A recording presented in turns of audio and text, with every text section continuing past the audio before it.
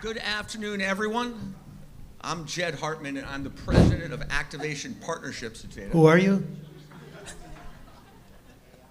See if it was up there. I am still Jed Hartman, still president of Activation Partnerships at Zeta, and I couldn't be happier to introduce Jordan Zimmerman.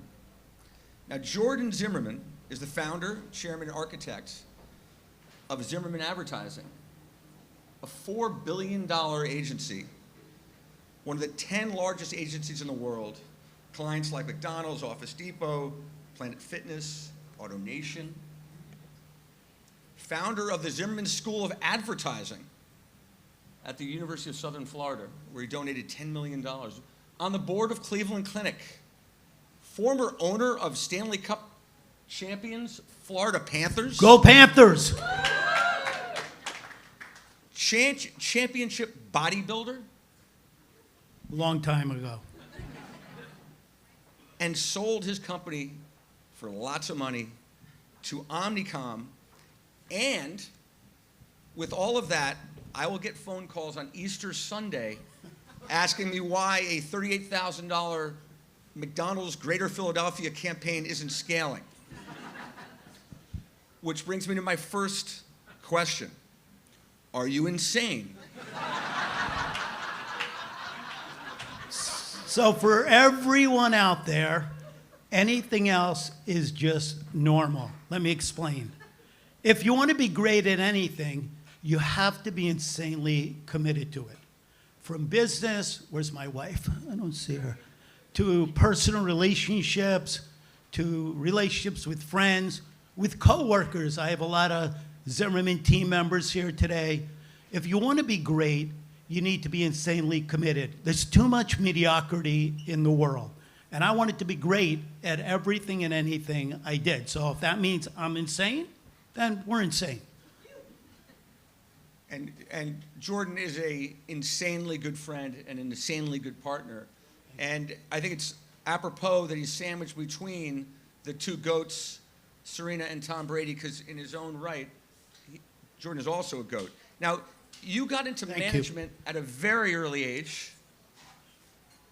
Maybe you were 12 or 13. Tell me about that. How do you get into management when you're 12 or 13 years old? So I had a paper route. I lived in New Jersey, and I delivered the New York Star Ledger. And go with that Jersey in the house. It's like 3 Jersey people here. So I was delivering the papers, and I had the morning paper, and the route started about 65 homes. The woman, Mrs. Napolitano, delivered them to me every morning, and they kept on coming earlier and earlier because the route got bigger and bigger. And at one point, it got to 360 homes. I lived in a development with over 4,000 homes. So my mom called me going to the house at 2 o'clock in the morning, and she said, "Where are you going?" I said, "Deliver the papers." She said, "I thought you went out at 4. I said, "No, I got to go out earlier because I'll never get them done by the time I have to go to school." She said, "You're not going out anymore at that time." And I'm like, okay. So I went to school, hired 2 of my friends to work with me, Vito Fabrizio and John McCaffrey. And then I learned how hard it is to manage people, to get up in the morning to deliver papers. So that was my first management gig. And to this day, Zimmerman employees report to the office at 2:30 in the morning. There are a few of them in the audience right now. Right, Adam? Now, in your school career, you were part of an ad campaign, creating an ad campaign that's become one of the most quotable and a fabric of society that's really done good for the world. Tell me about that and how it shaped you. So senior year, I went to school. I wanted to go into advertising and marketing. Like many of you, you don't really know what you want to be able to do, but I knew I didn't want to be anything like my parents' friends and my friends' parents. Really hated what they did for a living, and I met a guy in my paper route one day that was in the marketing business. He inspired me. So I went to college to get a advertising and marketing degree. Advertising was the School of Communication, marketing was the School of Business. Great. So one day, the professor in the School of Advertising said, "We got a briefing in from NIDA, National Institute on Drug Abuse, and they want a campaign to stop the drug use among the youth of America." I'm like, that is awesome. And so we put together a campaign. We actually submitted it, won got to go to Washington and present it in the White House, and that was the campaign, Just Say No. How exciting is that? Isn't that amazing? Now that shaped how you launched your career, right? You expected, you create something like that, I would certainly expect offer after offer after offer after you graduated and went to Madison Avenue. Bullshit. Didn't happen like that. I said 10 interviews, went to New York, and went 0 for 10. Didn't get one job offer. I said to my wife, I must really be a shitty interviewer. All the hiring managers were drug users was the issue. They're like, this guy doesn't like drugs. And so what'd you do? So you couldn't get a job after that. What'd you do? It was really bad because I had to take a bus every day from Freehold, New Jersey into the city and then back at night back to Freehold. So it was Friday night. I was going home. I was really depressed. I was at the back of the bus. I was crying, thinking my life was over. I'm like, I went to school, got a great education, got to go to Washington, got to present Just Say No in the White House, and boom, they took it away. So when bad shit happens, there's something great going to happen later. It's called perseverance. So I went back to graduate school. I called the president of the school that Monday and said, I didn't get a job in New York. He goes, didn't you tell him about Just Say No? I said, of course I did. Nobody'd hire me. Went back to graduate school, and I believe that gave me the vision to build Zimmerman Advertising. So I went to the library and created a new business plan, and the rest has been history. Now, I'm not saying there weren't sleepless nights. There were. I'm not saying that I had no money. I didn't. I'm not saying that I had nowhere to live. I lived in the back room of my parents' home. And my business plan called for 2.5 years. 6.5 years later, I'm still there. And I don't have any money to go on a date. I drove a 1973 Montego. You probably don't know what it is. It's a sled. But I wasn't going to give up my dream because it's easy to quit. It's harder to stay true to yourself and follow the dream. And so you followed the dream, and you created a non-traditional agency, and part of that was because the way you look at the marketing funnel and the way you view issues with the marketing funnel. How did that talk about that and how that fueled how you got into advertising, but not you look at it more of a business solutions firm? So the business plan called to build the first business solutions firm that happened to do advertising that was very analytically driven. Every one of our clients, we build dashboards for us, custom dashboards. We flow the KPIs from the media into the dashboard, but we also, flow the media into the dashboard, but the client's KPIs as well. Very important for optimization. I always say to people, would anybody get on a plane without a flight plan? Of course not. If you did, you'd be stupid. You wouldn't want to get on that plane. But why would you ever do work for any client without flowing their KPIs in, the key performance indexes, as well as you being the media that you could see so you can optimize that media in real time every single day. So I think that's really been the success of the agency, being metric driven. And my people that are here will say, numbers tell a story the same way words do. So if you allow those numbers to talk to you, magic happens for all of your clients. Yeah, outcomes, not output. So the agency business is all about the output of the work. I want to go to Cannes and I want to win a gold lion. I never wanted to go to Cannes, never wanted to win a gold lion. I wanted to win for our clients that you register. Everyone at Zimmerman feels exactly the same way. When they win, we win. When they win, we keep the business for years and years and years. And sometimes when clients leave, they come back. Okay, but they don't get what they think they're going to get from another agency. So it's been fortunate that we had a different model because what the world didn't need was another brand agency. We created brand telling, build the brand over time, but be responsible for sales overnight to drive their P&L.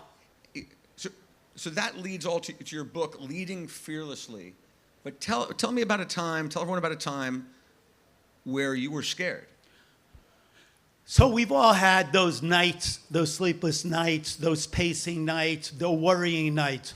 So in 1993, we were fortunate. We won Mitsubishi Retail of America for all their dealers, and took them from 136,000 cars to 252,000 cars by the end of 1996.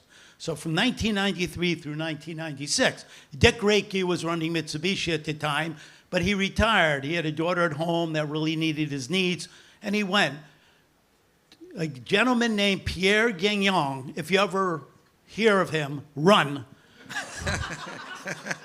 So Pierre comes in, he comes to see me, says, I think we have this great meeting. That Friday night, I get a letter saying that, through a fax machine, saying he's going to put the account into review. I'm like, are you kidding? Look what we've been able to do. Look what we've been able to do in the markets, and look at the share we've been able to gain. It didn't really matter. He didn't, very clear. He wanted his own agency, not Dick Reiki's agency. He should have just told us that, not made us jump through hoops. Because we all know in the room, if you're in the ad business, if you're not, if you're in a review and it's your account, you're going to win 15% of the time. So why waste your time in a review? But he said, no, this is just a formality. So we win half the country. Deutsch wins half the country. And then he realized he can't afford two agencies. So he fires us on a Friday night through a fax machine at 5 o'clock. I was shocked. It was 45% of my business. Never will I allow any account to be 45% of our business, but that was 45% of our business. So I folded up the letter, went home, didn't tell anybody, and figured, what am I going to do? I went to bed feeling sorry for myself. Oh me, oh my, how could this happen? I bled Mitsubishi. And what I realized was, stop feeling sorry for yourself. Figure out what you're going to do. Saturday morning, I started calling dealers across the country and started to make appointments to go see them. I told them what happened. Monday morning, I wanted to see my team. I said to my team, my executive team, don't pay me. Make sure everyone else is paid. I'm going to go on the road, and I'm not coming back till I win back $5 million more than what we lost. So I went on the road, came back almost 2.5 months later, and lo and behold, a year later, we won Nissan North America. So we turned a $45 million loss into $300 million gain. Perseverance. How about that? Thank you. And then you sold to Omnicom. And the reason why we sold to Omnicom, because Omnicom didn't want to lose that part of the business because it was with TBWA Chiat. But listen, TBWA is a great agency. They do not do what Zimmerman does. In fact, nobody in the industry that I know of does what we do on a hyper-local targeted area. So we built a hyper-local, data-driven audience targeting platform. Adam Herman is here. Nobody knows more about it than he does, and I couldn't imagine running it without him behind the scenes. So what I did was, John Wren and Randy Weisenberg came to see me. We put together a deal, and in 1999, before April, because we were starting Nissan in April, we put a deal together, sold to Omnicom and an earnout, which was a 4-year earnout, and lo and behold, 26 years later, I'm still here running the agency, and it's a great accomplishment, and I have people that have worked there for over 30, 35, even 38 years. So you know the agency business. If you don't, that is a long time, and it's all about empowerment. Empower the people that work with you, trust in them, inspire them, support them, let them make mistakes, and then the rest is history. Thank you. It's such an amazing story, and it also follows with Serena talk about doing the things that you don't want to do. It's showing up then that matters, and to have 45% of your business walk out the door and then turn it into what you did is amazing. I'd like to close with one more question. What does IDFC stand for? So I have a stamp on my desk, and people are always coming in, and sometimes it's crazy questions. So I have a stamp, and I stamp it down, and it says, I don't fucking care. I want them to come in, if they have a problem, tell me the solution to the problem. Don't come in and ask me for the solution for the problem. You're an executive, come in, and if you want to know how I feel about it, I'll say, you know, I don't know if it's right or wrong, but it's your solution, let's try it. And I think that's really the way you run a great agency. But more importantly, we should have fun every day of what we do. It should be a blast to go out and excel your career. And most importantly, you should pop out of bed in the morning, and at the end of the day, you should be physically and mentally exhausted because of the effort you put in. Sacrifice is something that we don't see enough of today. And I know many of our people have worked many, many weekends and nights because they care that much. So if you want to be great at anything, or you want your children to be great at anything, teach them the word of sacrifice. Because if they learn what sacrifice is, they're going to have great success. I'm not going to be the smartest guy in the room, but I will outwork anyone and everyone every single day. And I really appreciate you all being here today. And I want to make sure that we covered everything, Jed and I. He's an amazing partner. But I want to make sure if anybody has a question, just hold up your hand, and I'm happy to answer it. If I don't know it, I don't know it. And Serena, as you know, went longer than anticipated. So we were walking on, and they said you have to cut the amount of time you're going to be up here. So we just said IDFC. So this has said 0 for like 15 minutes. Thank you all for coming. Jordan Zimmerman, thank you so much. Thank you all.